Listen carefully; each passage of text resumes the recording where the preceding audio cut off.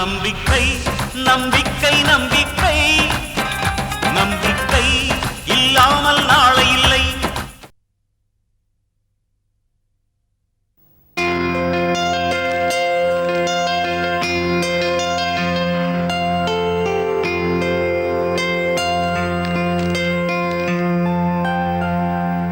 நந்தினி, ஆபீஸ்ல தான் நாள் முழுக்க வேலை பார்த்துட்டு வர, வீட்டுக்கு வந்ததுக்கு அப்புறமாவது கொஞ்சம் ரிலாக்ஸா இருக்க கூடாதா? சக்தி மட்டும் வரலன்னா நந்தினி ஆபீஸ்ல இருந்து வீட்டுக்கு வரவே மாட்டேன். இல்லனா உங்களை பார்க்க கண்டிப்பா வருவா.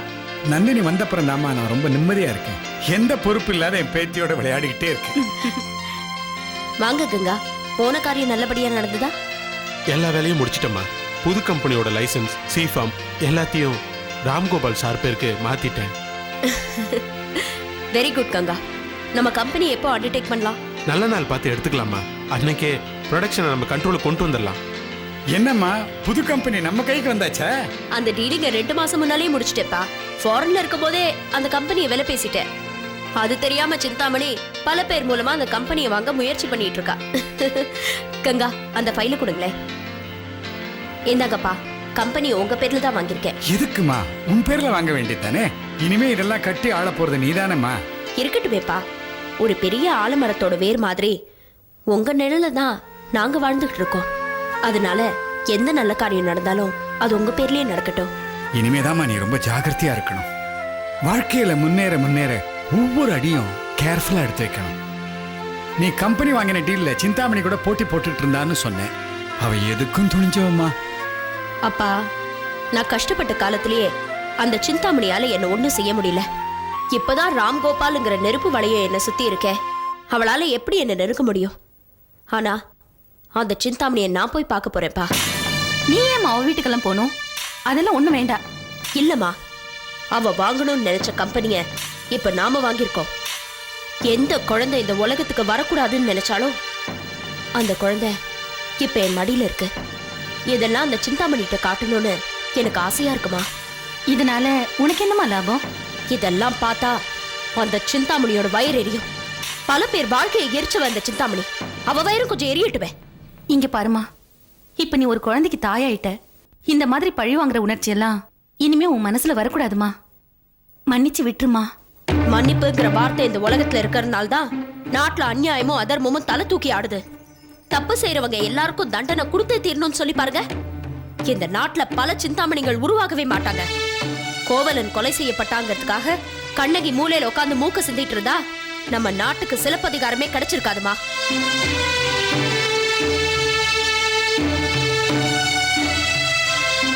பாத்தீங்களா அவ எப்படி பேசிட்டு போறா? எனக்கு என்னமோ ரொம்ப பயமா இருக்குன்னே. விசாலம், நந்தினி அந்த அளவுக்கு பாதிக்கப்பட்டிருக்காமா. அவளை கொஞ்சம் கொஞ்சமா மாத்தி விடலாம். சக்தி வந்துட்டால அவளே மாறிடுவா.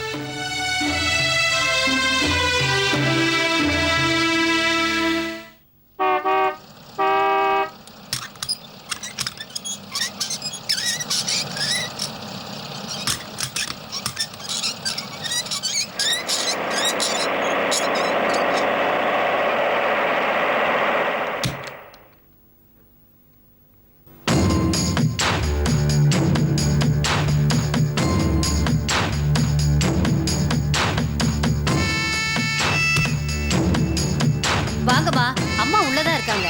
குழந்தை என்கிட்ட கொடுங்க. ஹலோ. நான் நல்லா இருக்கேன். குழந்தை நல்லா இருக்கா?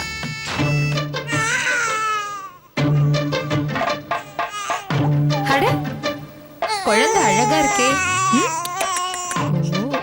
அப்படியா? ஓகே. இல்ல இல்ல இல்ல, ஏமா அழற? நான் அப்புறம் பேசுறேன்.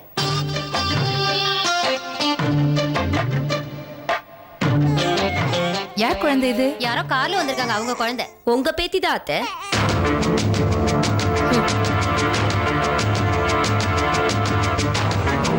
சிச்சே, இந்த குழந்தை என் புடவை ஈரமாக்கிடுச்சே. உங்க புடவை மட்டும்தான் ஈரமாச்சு, உங்க மனசுன்னு ஈரமாகலையே. இந்த குழந்தை உன் குழந்தைன்னு தெரிஞ்சா தொட்டிருக்கவே மாட்டேன். அப்படி சொல்லாதீங்க அத்தை. என்ன இருந்தாலும் உங்க மூத்த பேத்தி இல்லையா, பாசம் விட்டு போகுமா?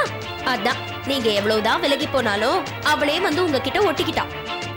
உங்க பேத்திய உங்க மேல மூச்சா போக வைக்கிறேன்னு சபதம் விட்டேல்ல, அது இன்னைக்கு நடந்துருச்சு பாத்தீங்களா? என்ன ஜெயிச்சிட்டேங்கிற ஆணவத்துல பேசுறியா? முதல்ல நான் ஜெயிச்சிட்டேன்னு ஒத்துக்கிட்டதுக்கு ரொம்ப தேங்க்ஸ் அத்தை. ஆனா இந்த வெற்றி சாதாரணமா கிடைச்சது இல்ல. நீதி கேட்டு வந்த என்ன ஓட ஓட விரட்டின. ஒரு கர்ப்பஸ்திரீன்னு கூட பார்க்காம ரவுடிகளை ஏவி விட்டு என்ன அடிக்க வச்ச. இதெல்லாம் செஞ்சா என் கர்ப்பம் கலைஞ்சிடும்னு நீ எதிர்பார்த்த. ஆனா என் கர்ப்பமும் கலங்கல, நானும் கலங்கல. ஏதோ உன் முன்னால உன் பேத்தி சக்தி வந்து நிக்கிறா. ஷோ, உன் புராணத்தை கேட்கறதுக்கு எனக்கு நேரம் இல்ல. நான் கிளம்பிடும், வழிய விடு. ரொம்ப பளபளப்பா வெளியே போகாத. ஏன்னா இப்ப நீ பாட்டி ஆயாச்சு. என்ன முறைக்கிற? முறைச்சா உன் வயசு குறைஞ்சிடுமா? சிந்தாமணி, உன் செல்வத்தையும் செல்வாக்கையும் மட்டும்தான் என்னால குறைக்க முடியும். உன் வயசெல்லாம் குறைக்க முடியாதுமா. நான் பேசி வச்சிருந்த கம்பெனிய நீ வாங்கிட்டியாமே. நீ பேசிக்கிட்டே இருப்ப, நான் வாங்கிக்கிட்டே இருப்பேன். நந்தினி, அனாவசியமா என் வாழ்க்கையில குறுக்கிடாத. பழச கிளறி பார். நீ பண்ண பாவங்கள் எத்தனைன்னு உனக்கே தெரியும். அதுக்கெல்லாம் ஒரு நாள் பதில் சொல்லித்தானே ஆகணும். நான் நினைச்சா நீ நினைச்சா இப்படி கையால சொடுக்கு போட மட்டும்தான் முடியும். இனிமே உன்னால எதுவும் முடியாது. இந்த சிந்தாமணிய யாராலையும் அசைக்க முடியாது. என்ன அழிக்கணும்னு கனவு காணாத. அதான் ஏற்கனவே விழுந்துட்டியே, இனிமே நான் வேற தனியா விழ வைக்கணுமா? ஒரு தடவை விழுந்தவங்கள மறுபடியும் மறுபடியும் விழ வைக்க முடியாது. சிந்தாமணி குரூப் ஆஃப் கம்பெனிஸ்னு வந்தாவா போட மாட்டிக்கிட்டு அலைஞ்ச. ஆனா இப்போ அந்த கம்பெனி என் கையில. அது மட்டும் இல்ல, புதுசா வாங்கணும்னு பிளான் பண்ணிருந்தே அந்த கம்பெனியும் நான் வாங்கிட்டேன். அதுக்கு சக்தி இண்டஸ்ட்ரீஸ்னு உன் பேத்தி பேரு தான் வச்சிருக்கேன். சிந்தாமணி, கம்பெனியோட திறப்பு விழாவுக்கு ஏற்பாடு பண்ணிருக்கேன். நீ கண்டிப்பா வந்துரு. நீ பாட்டியாச்சே, வராம இருந்தா நல்லா இருக்குமா? சக்தி குட்டி, நாம போகலாமா? பாட்டிக்கு டாடா சொல்லு. பாய் பாட்டி.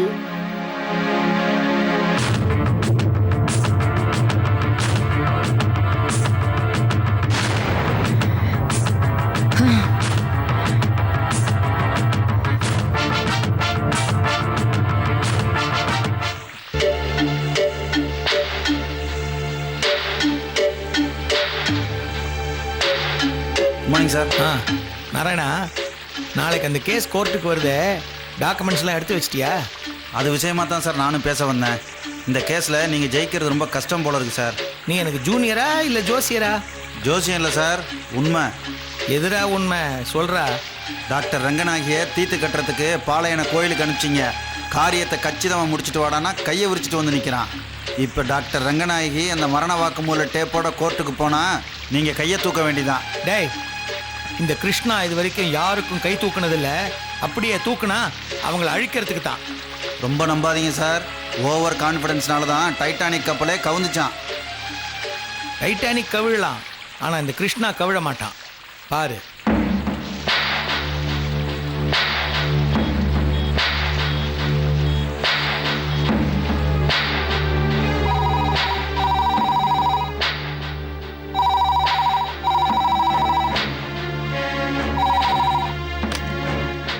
ஹலோ, என்ன டாக்டர் அம்மா, சௌக்கியமா இருக்கீங்களா?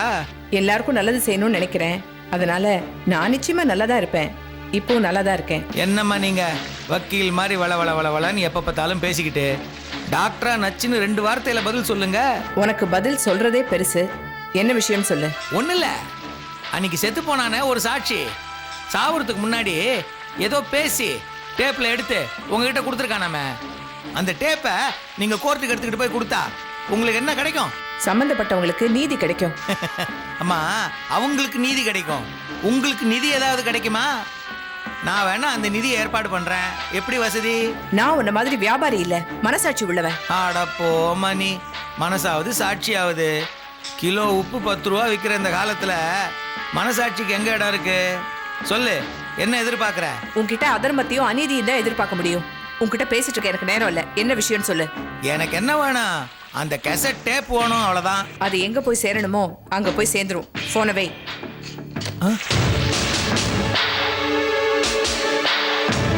நாராயணா சார், திமிரு பிடிச்சவ, நான் பேசிக்கிட்டு இருக்கும்போது ஃபோனை வச்சிட்டா. ஃபோனைத்தான் அவள் வச்சா. நாளைக்கு அவளுக்கு என்ன வைக்கிறேன்னு பாரு. என்ன புரியலையா? போன்ல அவ இன்னைக்கு எங்கிட்ட வெடிச்சா நாளைக்கு அவளே வெடிப்பா கார்ல.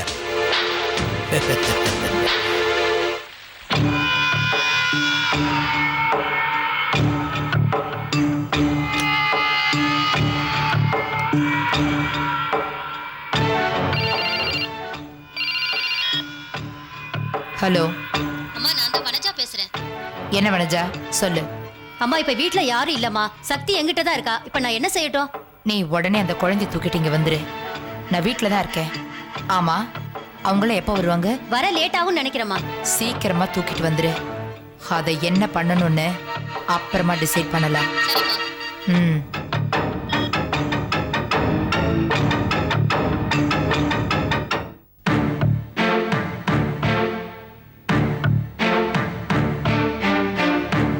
என்ன சாட்சியோட கேசட்டை கோர்ட்டுக்கு அனுப்ப சொன்னேன், அனுப்பிட்டீங்களா? காலையிலேயே அனுப்பிச்சிட்டோமா. இந்நேரம் அது கோர்ட்டுக்கு போய் சேர்ந்துருக்கும். நானே நேர்ல கொண்டு போய் கொடுக்கணும்னு நினைச்சேன், நீங்க தான் வேண்டான்னு சொல்லிட்டீங்க. காரணம் அதமா சொன்னேன். அந்த கேசட்டை கோர்ட்டில் கொடுக்கக்கூடாதுன்னு உனக்கு ஏகப்பட்ட மிரட்டல் ஃபோன் கால் வந்திருக்கு. இந்த நிலையில அந்த கேசட்டை எடுத்துக்கிட்டு தனியா நீ கார்ல போனீன்னா அந்த எதிரிங்களால உனக்கு ஆபத்து இருக்கும். முகம் தெரியாத ஆளை எடுத்துட்டு போனானா யாராலையும் கண்டுபிடிக்க முடியாது. அதனால தான் சொன்னேன்.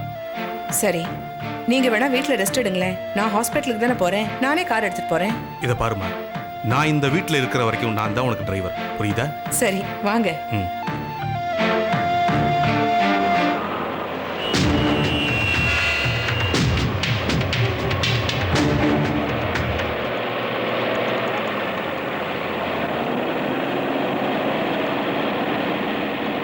ஹாஸ்பிட்டலுக்கு போறதுக்கு முன்னாடி வழக்கமா போற பிள்ளையார் கோயிலுக்கு போயிட்டு போலாம்.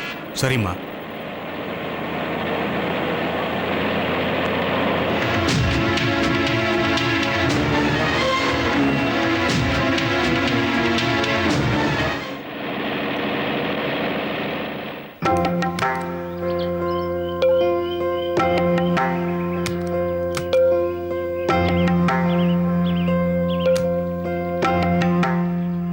நீ போயிட்டு வாமா.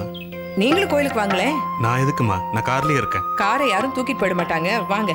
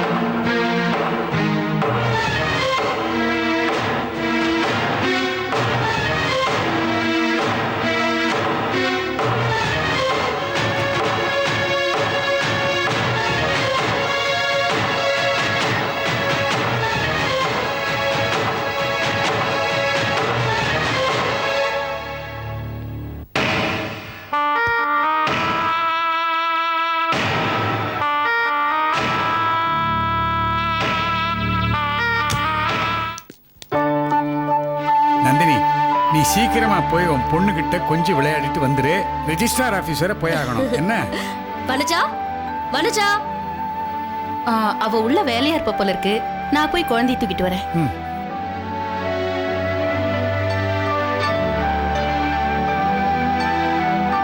நந்தினி, நீ புதுசா இந்த கம்பெனியை வாங்கினதை பத்தி எனக்கு ரொம்ப சந்தோஷம்தான். இருந்தாலும் எல்லா வேலையும் வீணா நீயே இழுத்து போட்டு செய்யறதா எனக்கு மனசுக்கு ரொம்ப கஷ்டமா இருக்கு. எல்லா வேலையும் நானே செஞ்சாத்தா எனக்கு மனசுக்கு திருப்தியா இருக்குப்பா. ஆனா இந்த கம்பெனியை பொறுத்த வரைக்கும் எல்லா பொறுப்புகளையும் கங்கா கிட்ட கொடுக்கலான்னு முடிவு பண்ணிட்டேன். அதுதாம்மா சரி. கங்காவுக்கும் கம்பெனி நிர்வாகங்களை பார்த்துக்கிறதுல நல்ல அனுபவம் இருக்கு. அதையும் தவிர நீ ஃபாரின் போயிருந்த போது கம்பெனி மேட்டர்ஸ் எல்லாம் ரொம்ப நல்லா கவனிச்சுட்டாருமா. இதப்பா, புது கம்பெனி கண்ட்ரோலை அவர்கிட்ட கொடுத்துரு. நீ மேலாக பார்த்துக்கோ போதும். சக்திக்காக நீயும் கொஞ்சம் டைம் ஒதுக்க வேண்டாமா? கண்டிப்பாப்பா. நந்தினி, உள்ள வனஜாவையும் காணும், குழந்தையும் காணுமா? என்ன, சக்தி காணுமா? இருமா, பதட்டப்படாதேம்மா. வனஜா குழந்தைய தூக்கிட்டு கடைக்கண்ணி எங்கேயாவது போயிருப்போம், வந்துருவோம்மா. இல்லப்பா, இதோட அவகிட்ட பல தடவை சொல்லிட்டேன், குழந்தைய தூக்கிக்கிட்டு வீட்டை விட்டு எங்கேயும் வெளியில போகாதேன்னு. ஆனா அவன் ஏன் இப்படி பண்றானே தெரியல. வர வர நான் சொல்றத அவ கேக்குறதே இல்ல. இன்னைக்கு வீட்டுக்கு வரட்டும், உண்டு இல்லைன்னு பண்ணிடுறேன். என்ன வனஜா, உடனே வரேன்னு சொன்ன? எவ்வளவு நேரம் தான் உனக்கா காத்துட்டு இருக்கிறது? என் குழந்தைய என்ன பண்ண? சிந்தாமணி,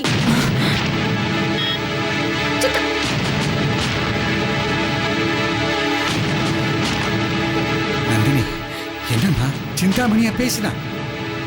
ஆமாப்பா, சிந்தாமணி தான் என் குழந்தைய தூக்கிட்டு போயிருக்கா. அவ எப்படிம்மா இங்க வந்தா? நான் சந்தேகப்பட்டது சரியா போச்சுமா. நம்ம வீட்டு வேலைக்காரிக்கும் அந்த சிந்தாமணிக்கும் தொடர்பு இருந்திருக்கு. இப்ப என்னம்மா பண்றது? அந்த சிந்தாமணி கிட்டது என் குழந்தைய எப்படி காப்பாத்துறதுன்னு எனக்கு தெரியும்.